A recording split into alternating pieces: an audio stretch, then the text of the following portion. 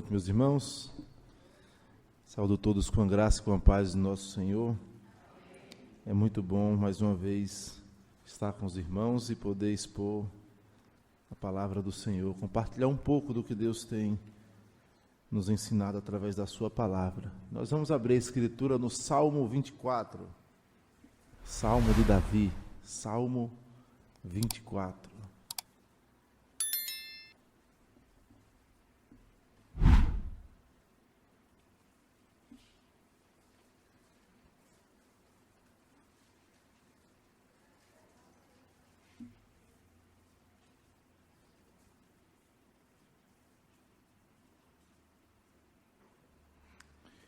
A leitura eu vou fazer da seguinte forma.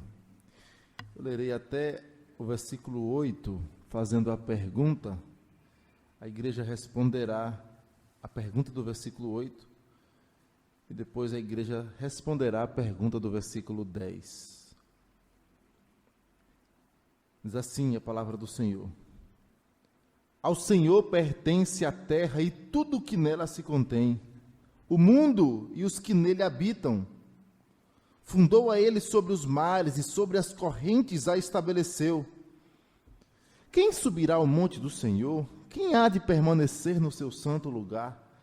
O que é limpo de mãos e puro de coração, que não entrega a sua alma à falsidade, nem jura dolosamente. Este obterá do Senhor a bênção e a justiça do Deus da sua salvação. Tal é a geração dos que o buscam, dos que buscam a face do Deus de Jacó.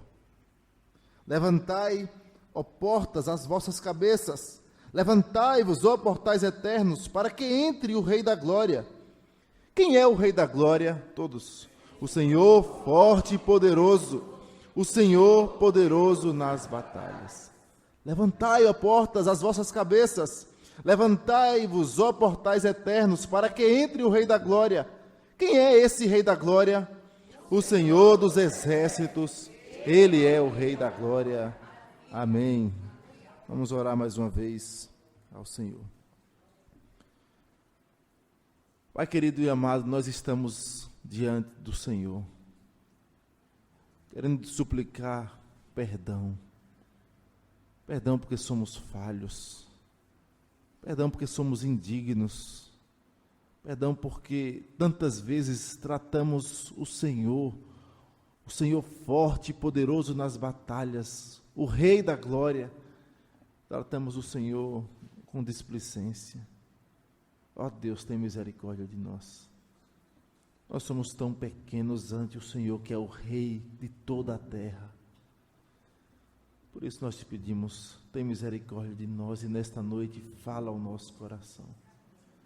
Desperta-nos, constrange-nos, direciona-nos, edifica-nos, ajuda-nos por misericórdia, porque dependemos do Senhor. Pedimos isso, pedimos que o Teu Espírito fale a cada um aqui nesta noite.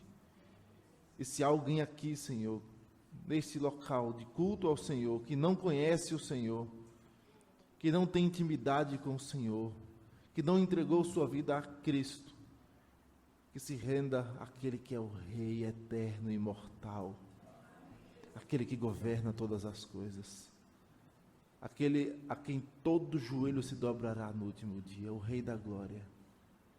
Em nome dele nós te pedimos, fala conosco, em nome de Jesus. Amém, Senhor. Deus não é o seu ídolo. Repito. Deus não é seu ídolo. Você não idolatra a Deus. Porque ídolo é diferente. Ídolo é algo feito pelas mãos dos homens. Tem boca e não falam. Tem olhos e não veem. Tem ouvidos e não ouvem. Tem nariz e não cheiram. Som nenhum lhe sai da garganta.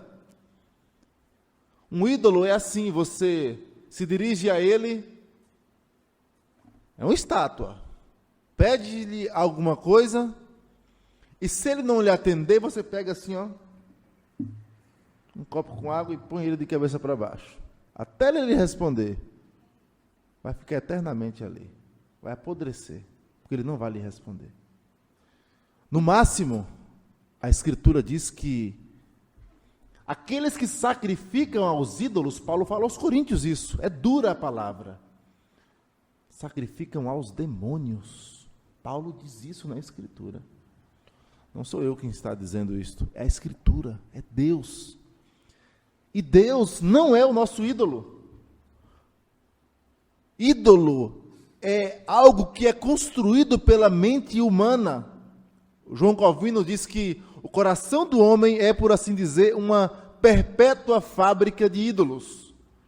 Porque, na realidade, a queda, quando Adão e Eva pecam contra o Senhor, a queda é a inauguração do vazio no coração do homem. O coração de Adão e Eva foi criado, assim como nós, criados para adorar o Senhor. Qual o fim principal do homem? O fim principal do homem é glorificar a Deus e alegrar-se nele para sempre. É em Deus, a completude do coração do homem é Deus, só Deus preenche.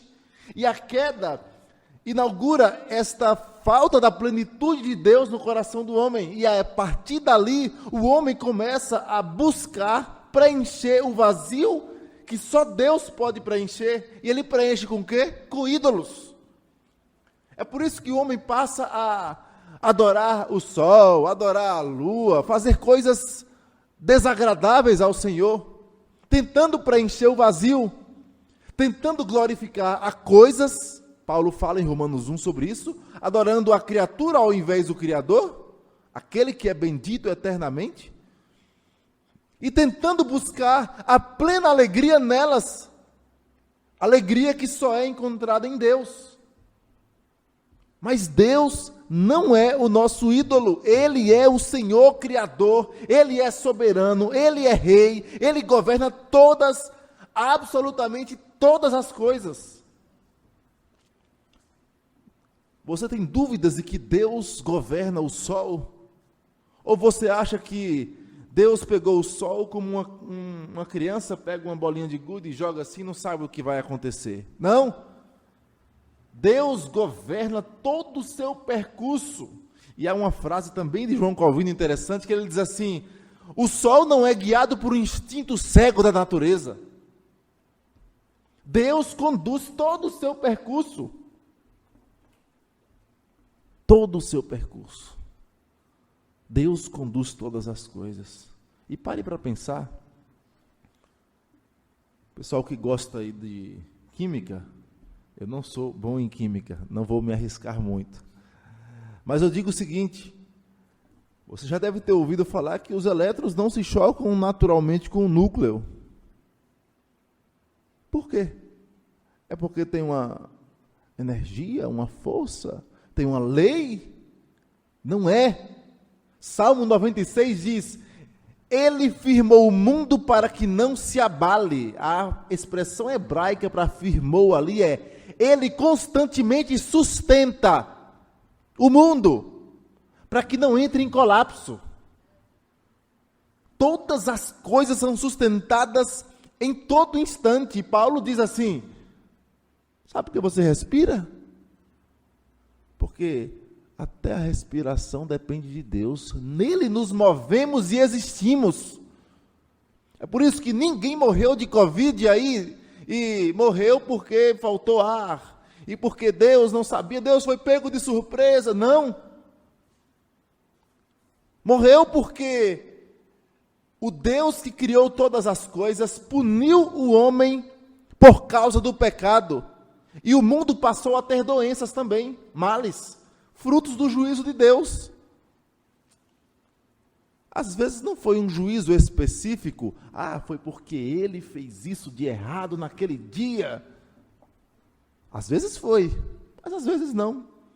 Lembrem-se do caso em que chega um aleijado e perguntam para Jesus assim: Senhor, quem pecou para que ele nascesse desse jeito?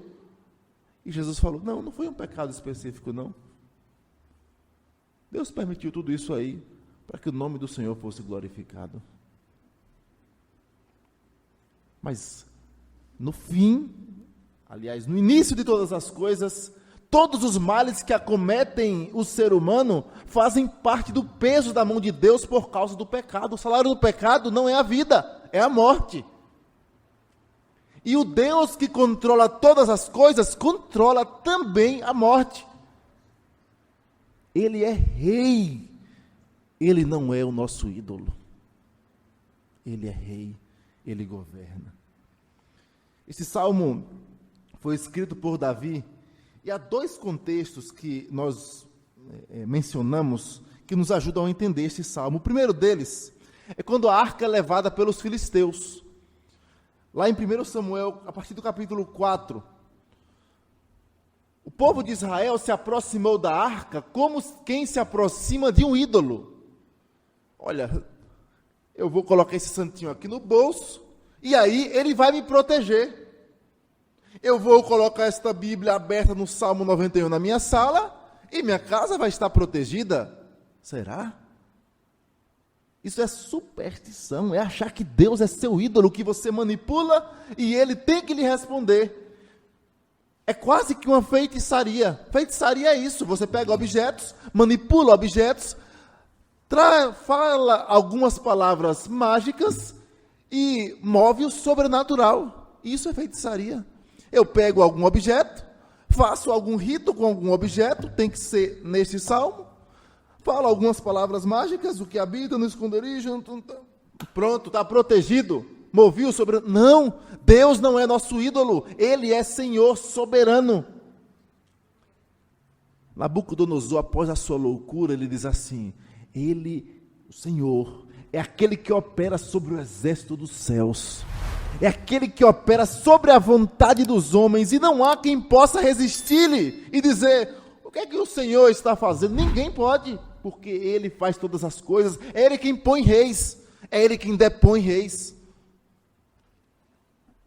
é Ele quem escolhe, é Ele quem escolhe prefeito, governador, presidente, é Ele. Às vezes, para abençoar o seu povo, mas às vezes para pesar a mão sobre o seu povo. Foi assim. Durante toda a história de Israel foi assim. O grande rei sempre governou, e quando faltou um rei, o profeta Isaías disse: no ano da morte do rei Uzias, estava sem rei. Eu vi o Senhor como assentado sobre um alto e sublime trono. Ó Rei sublime em majestade e glória. Este é o nosso Deus, Ele não é nosso ídolo. Ele faz o que quer, Ele faz com quem quer, mas Ele faz para a sua glória, e o nosso consolo é que Ele faz tudo cooperar para o bem dos que amam a Deus. A arca foi levada, levaram a arca. Que terrível! Por que foi levada? Porque Israel estava em pecado contra o Senhor. Eli não corrigiu seus filhos que bagunçavam no culto ao Senhor, brincavam de cultuar a Deus. E Deus fez com que Israel começasse a perder algumas batalhas contra os filisteus. E em um momento eles pensaram assim: nós perdemos a batalha, e por que Deus permitiu que perdêssemos esta batalha? E é interessante lá no livro de Samuel, que eles têm a consciência de que a derrota foi o peso da mão de Deus. Mas ao invés de se voltar em arrependimento, em buscar o Senhor, qual foi a atitude deles? Nós vamos nos aproximar de Deus como o nosso ídolo. Como é que se aproxima como ídolo? Já sei, vamos levar a Arca da Aliança para a batalha. Vamos pegar a Arca da Aliança, a presença de Deus no meio do seu povo, e levamos para a batalha, e lá a gente vence a batalha. Pronto. Uma fórmula mágica.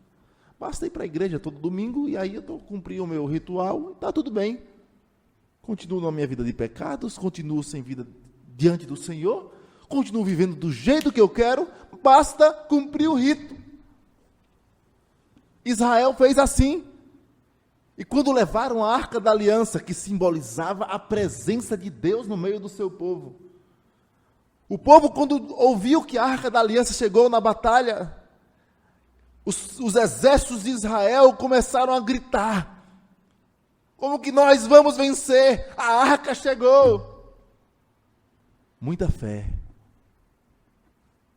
em ídolo. não no Deus verdadeiro. Os filisteus, quando ouviram os gritos de júbilo de Israel, eles ouviram de alguma forma, algum espião disse: olha, a arca do Deus deles chegou lá no arraial deles. A arca do Deus que destruiu os soldados do Egito está ali com eles. Nós estamos perdidos. E aí alguém dentre os filisteus disse assim: sede fortes, ó filisteus, nós vamos vencer.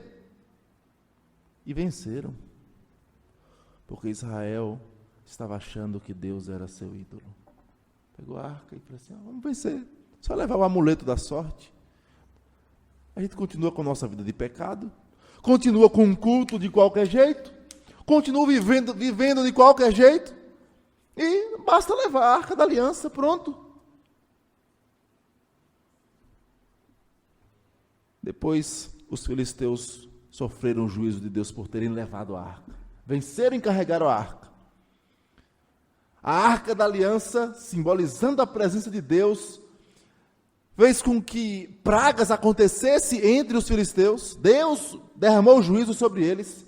E quando colocaram diante do templo de Dagom, a imagem deles caiu, e levantaram a imagem. No outro dia ela cai com pescoço partido, mãos partidas, e eles falaram: olha, precisamos mandar embora, tumores nas pessoas.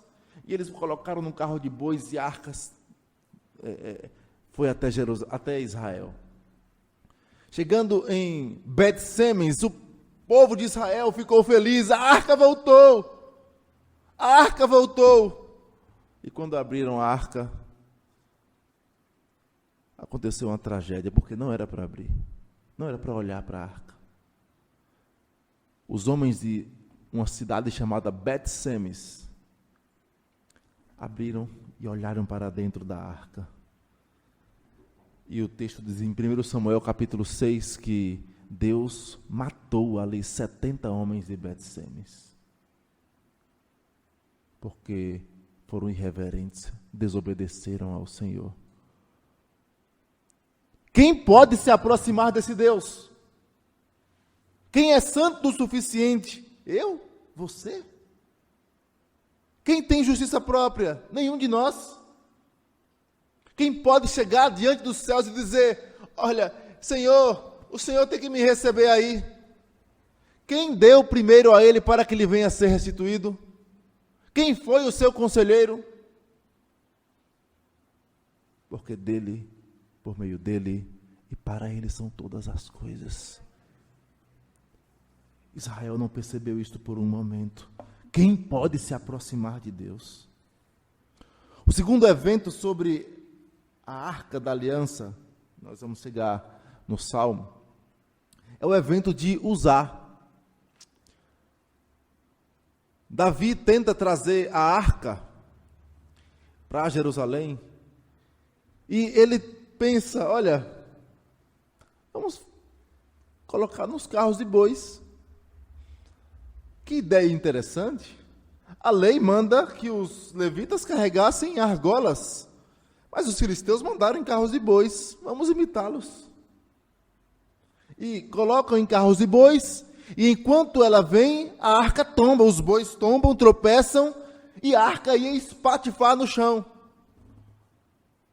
Olha, que boa vontade, né? De boa vontade, alguém já disse que o inferno está cheio, e está mesmo, porque não é só boa vontade, não adianta ser de coração, porque de coração muitos oferecem sacrifícios mentirosos a Deus, porque são contrários à prescrição de Deus. Eu gosto de dar um exemplo. Não adianta você chegar de coração e dar um alimento que alguém tem alergia, porque ele vai morrer. De coração, você vai matar ele de coração, com toda boa vontade. Assim, Deus prescreve o modo como Ele quer ser adorado, porque o rei é Ele. Ele prescreve, Ele quer ser adorado desta e daquela forma específica. Então, aqueles que querem se aproximar do rei, precisam saber qual é o desejo do rei. E saber que esse rei é maravilhoso e abençoa. É um rei que ama, é um rei que cuida dos seus súditos. A arca tombou, aliás, os bois tombaram. E para a arca não tombar, usar com boa vontade, a Escritura diz que ele foi irreverente. E estendeu a mão para segurar a arca. Olha, ele foi cuidar da arca. Não, ele foi irreverente. Deus falou, não toque, deixa tombar.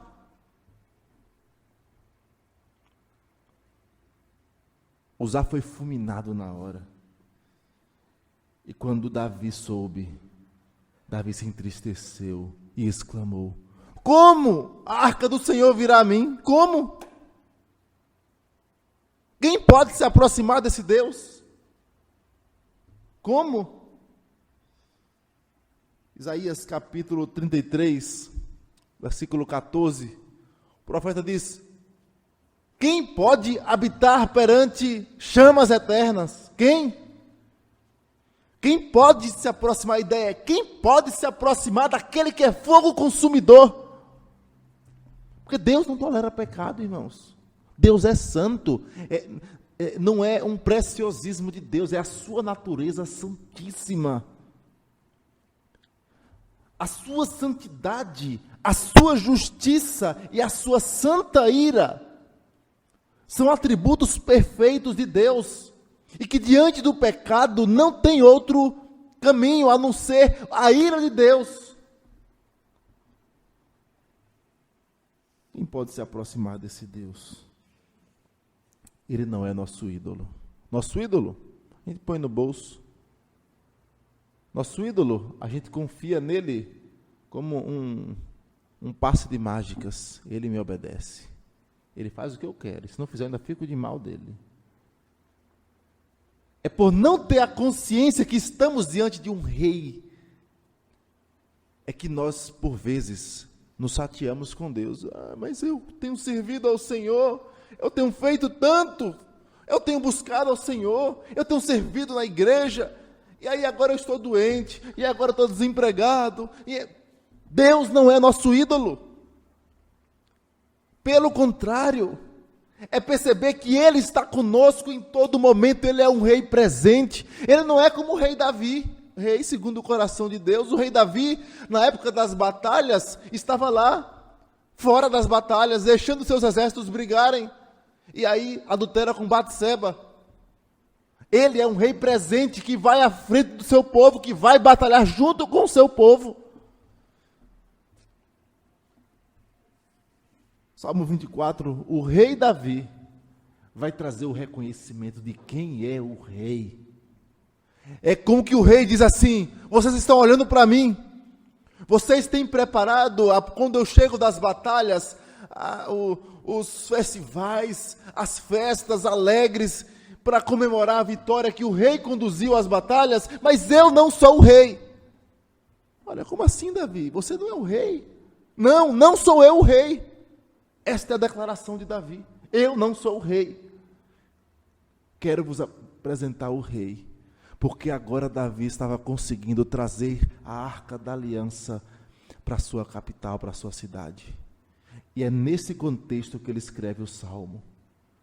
Quando ele consegue trazer a arca, ele escreve um salmo dizendo, o rei está chegando. O verdadeiro rei, aquele que governa tudo, está chegando. Os versículos 1 e 2, ele vai começar a falar sobre o domínio desse rei. Ao Senhor pertence a terra e tudo que nela se contém, o mundo e os que nele habitam. O domínio do rei é tudo. Deus domina sobre o quê?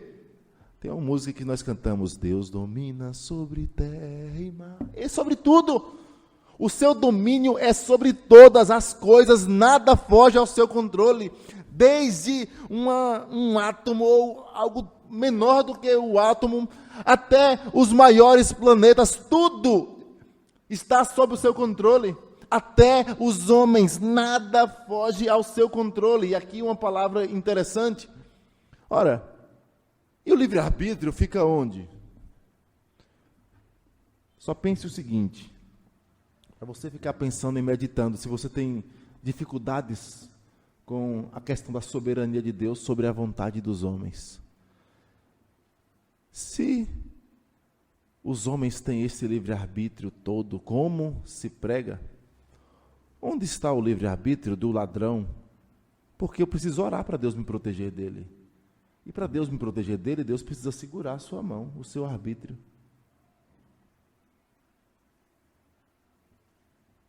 Deus controla todas as coisas. Ele move o coração dos homens, segundo a sua vontade. A Escritura chama Ciro de meu ungido. É por isso que, por vezes, Deus levanta homens, ímpios às vezes, e faz com que eles aprovem projetos que abençoam os seus pequeninos. Porque Ele faz todas as coisas cooperarem para o bem dos seus filhos, porque o seu domínio é sobre tudo. Deus domina tudo, não perca de vista. Ele é um rei que domina tudo. E agora, nessa eleição, quem será que vai ser eleito? O que acontecerá com a igreja? O que acontecerá conosco? Deus domina. Descanse o coração, porque o domínio do nosso rei é sobre tudo. Ele domina todas as coisas. Descanse. Isso deve trazer em nós humildade. Ao Senhor pertence a terra e tudo que nela se contém. Por quê? O mundo e os que nele habitam. Porque Ele fundou sobre os mares. Aqui há referência a Gênesis 1, versículo 9, quando a Escritura diz que a terra era sem forma e vazia, e o Espírito de Deus parava por sobre as águas, e Deus fez aparecer a porção seca sobre as águas. A referência aqui é esta. Ele fundou sobre os mares e sobre as correntes a estabeleceu. Ele chamou à existência a terra. Foi Ele, é dele. Então tudo pertence a Deus. Isso nos ensina também, sabe sobre o quê? Mordomia. Nada do que você tem é seu, você não vai levar nada. Nada. Tudo que temos pertence ao Senhor.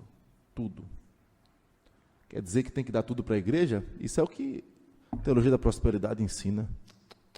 Quer dizer que você precisa gerir para a glória de Deus. Você precisa pôr o pão na sua mesa, ao invés de gastar dinheiro com besteira. Você precisa, sabe o quê?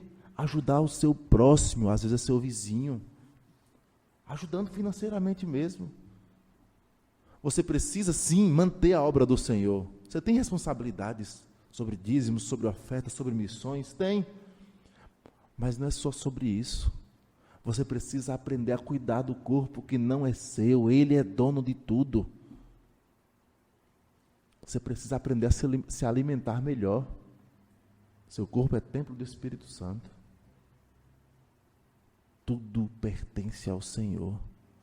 Alguns chegam e põem no carro assim, ó, propriedade exclusiva de Jesus. Mas vive fazendo roubadinhas no trânsito. Ou seja, de fato, é propriedade de Cristo mesmo. Tudo é dele. Ele é o rei que domina sobre tudo. Mas você e eu, como mordomos do Senhor, cuidamos de tudo para a glória do rei. Tudo pertence a ele. Então, nós usamos e gerimos aquilo que Ele entregou em nossas mãos para a glória dEle. E Ele, por ser um Rei bondoso, Ele nos enche de alegria em servi-lo. Quem são os súditos desse reino, deste rei? O texto diz no versículo 3. Quem subirá ao monte do Senhor? Quem há de permanecer no seu santo lugar? Salmo 15 fala sobre isso. E ele diz: o que é limpo de mãos, puro de coração, que não entrega sua alma à falsidade, nem jura dolosamente. Ele mostra: os súditos se comportam como filhos, os súditos se comportam com vida de piedade, os súditos obedecem ao rei. E ele diz: esses súditos, eles obtêm, versículo 5, este obterá do Senhor a bênção e a sua justiça própria. É isso que está aí? Não. a justiça do Deus da sua salvação. Romanos 5:1, texto que é bom você decorar. Justificados, pois, mediante a fé. É a justiça de Deus atribuída a nós. Este obterá do Senhor a bênção, a justiça do Deus da sua salvação. Este é o súdito do reino. O súdito do reino, ele se comporta como filho do rei, mas ele tem consciência de que a sua justiça não é própria. A justiça vem do Deus que salva, do Deus que redime. Nós somos súditos desse rei, nós obedecemos o rei. Quem é o rei da glória? Quem é este? Tal é a geração dos que o buscam, dos que buscam a face do Deus de Jacó. Quem é o Deus de Jacó? É o Deus da aliança. É aquele Deus que é eterno, que não tem início nem fim de dias. Aqueles de quem tudo depende, toda a existência depende de Deus. Tudo depende dele. Ele é o único que é autoexistente. O único. Todos dependem de Deus.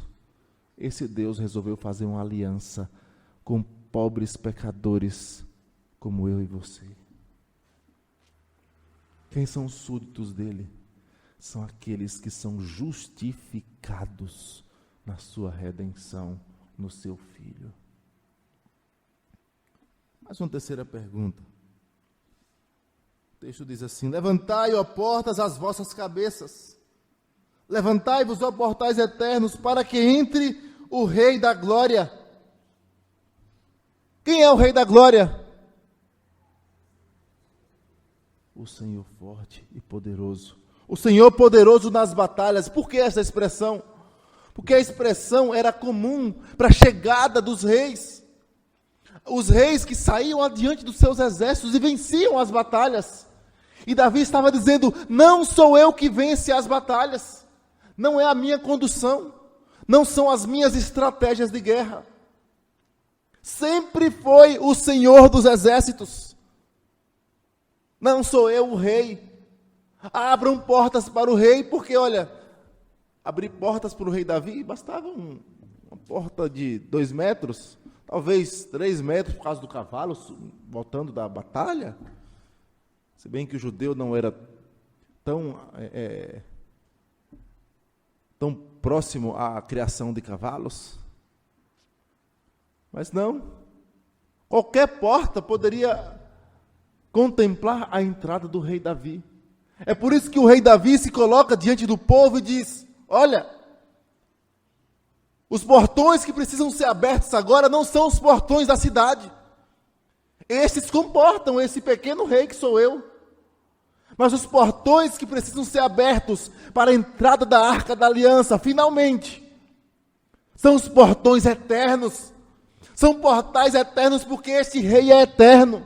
Porque esse rei é glorioso, e esse é o terceiro aspecto. Porque Davi, além de falar do domínio do rei, além de falar dos súditos do rei, agora ele fala sobre a glória do rei. Esse rei é glorioso, não cabe em um portão pequeno. Levantai, ó portas, as vossas cabeças, levantai-vos, ó portais eternos, para que entre o rei da glória, aquele que é glorioso. Ele não cabe numa arca, ele não cabe num portão, ele não cabe em nossa cidade, porque ele é o rei eterno. Quem é esse rei da glória? É aquele que habitou entre nós. A Arca da Aliança apontava para a presença de Deus. Deus no meio do seu povo é o Deus Emanuel. A Arca da Aliança apontava para um Deus que, para os pagãos, era um Deus fraco. Porque, na visão dos pagãos, um Deus que anda junto com o seu povo, isso é estranho. Porque os deuses ficam em locais, até hoje é assim. Templo dedicado a São não sei quem. Ali é o santuário de São não sei quem. Templo dedicado a um falso Deus.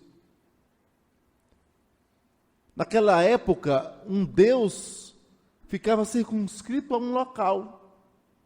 E quando alguém viajava e saía daquele local, estava desprotegido do seu Deus, do seu ídolo, do seu falso Deus. E Deus se apresenta a Abraão como aquele que vai de junto, que anda com aquele com quem ele faz uma aliança, ele anda em todo instante. É o Deus que anda como um amigo, como aquele que governa e dirige. E Abraão sai da sua terra e da sua parentela para ir para um lugar onde Deus o mostraria. Ou seja, você vai andar comigo em todo instante. Estarei contigo. Davi mostra. Ele é o Deus da glória. Você talvez se pergunte, e por que então Davi construiu um templo fixo? Porque quando Deus fala com Moisés, Deus fala assim, olha, constrói o tabernáculo. E o tabernáculo se movia. Porque quando a coluna de nuvem ou de fogo se movia, Deus, o rei do seu palácio, porque o tabernáculo era uma espécie de palácio, a sala do trono, como nós conhecemos, era o Santo dos Santos, diante da presença do rei, que é santo, só o sumo sacerdote, fazendo sacrifício pelos seus próprios pecados e pelos pecados do povo, uma vez por ano tinha acesso. O rei se movia, o palácio tinha que ser desmontado e montado onde parava a coluna de fogo ou de nuvem. Depois Davi constrói o templo e Deus permite, para mostrar que o seu reino é estabelecido, é fixo. Ele não é um reino simplesmente mutável. Se o tabernáculo ensinava o Deus que anda no meio do seu povo, que guia, que conduz a direção, o templo mostra a estabilidade do reino, a estabilidade deste rei. Mas o profeta Ageu diz, a glória da última casa será maior do que a da primeira. O templo foi destruído. No tempo de Esdras e Neemias, eles voltam para reconstruir as ruínas. E depois da reconstrução, alguns falam, olha, esse templo está bonito, mas o anterior de Salomão era melhor. E Ageu, o profeta, diz, olha, farei abalar os céus e a terra. A glória da última casa será maior do que a da primeira. Está vendo a glória da casa que Salomão construiu? A glória de Cristo, aquele que é Deus no meio do seu povo, aquele que é o templo. E ele diz, olha, eu destruirei este templo e reconstruirei em 3 dias. Cristo é o templo, Cristo é o tabernáculo, Cristo é a expressão da presença de Deus no meio do seu povo. A Arca da Aliança era o símbolo do trono de Cristo. Isaías diz que viu a glória do Senhor assentado sobre um alto e sublime trono, e João, capítulo 12, diz que Isaías viu Jesus. João 12 diz, e viu Isaías a glória de Cristo, e falou a seu respeito. Era Cristo assentado no trono, e a visão de Isaías é no templo. E as abas das suas vestes enchiam o templo. Quem é o Rei da Glória? Jesus. João capítulo 1, versículo 14. O evangelista diz, e vimos a sua glória. Mas antes disso ele fala assim ainda, o verbo se fez carne e habitou entre nós, cheio de graça e de verdade, e vimos a sua glória, glória como do unigênito do Pai. O verbo que está traduzido aí por habitou, literalmente a tradução é, e o verbo se fez carne e tabernaculou entre nós. Ele montou o seu tabernáculo em nosso meio, assim como o tabernáculo foi montado. Ele é a presença de Deus no meio do seu povo. Ele é o Deus glorioso. Ele é cheio da glória. Ele é o Rei da glória, é Cristo. Quem é o Rei da glória? Jesus Cristo. Ele é o Rei da glória. Qual é o seu domínio? Ele domina todas as coisas. Cristo manda em tudo. Os discípulos se espantaram. Quem é este? Que até o vento e o mar lhe obedecem. Quem é este? Quem são os seus súditos? A todos veio para os seus, mas os seus o rejeitaram. Mas a todos aqueles que creem nele, deu-lhes o poder de serem feitos filhos de Deus. A saber, os que creem no seu nome, a todos que o receberam. Os súditos são aqueles que recebem a Cristo. Aqueles que recebem a justiça de Cristo. A justiça ativa, aquele que foi perfeito, santo, cumpriu toda a justiça de Deus em nosso lugar. A justiça passiva, aquele que recebeu em si toda a nossa punição. Aquele que derramou o seu sangue em nosso lugar. Este obterá do Senhor a bênção, a justiça de Cristo, o Deus da sua salvação. Este rei é glorioso, ele voltará em glória, assim como ele subiu em glória, ele voltará em glória, em majestade. E aqueles que se recusarem a entregarem a sua vida ao rei, em adorarem ao rei Jesus, certamente serão condenados pelo rei. Quem é o rei da glória? É o Senhor Jesus. Se dobre perante ele, ame a ele, entregue sua vida a ele, viva para a glória dele. Ele não é o seu ídolo, ele é o Senhor soberano que governa tudo, não como um tirano, mas como um pai amoroso que nos pega nos braços, que cura as feridas, que conduz, que dá a sua vida pelos seus súditos. Esse é o nosso Senhor. Que aprendamos a depositar toda a nossa vida diante dele. Deus não é o nosso ídolo. Jesus Cristo é o nosso Rei. Ele nos governa. A Ele toda a glória. Amém. Que Ele nos abençoe.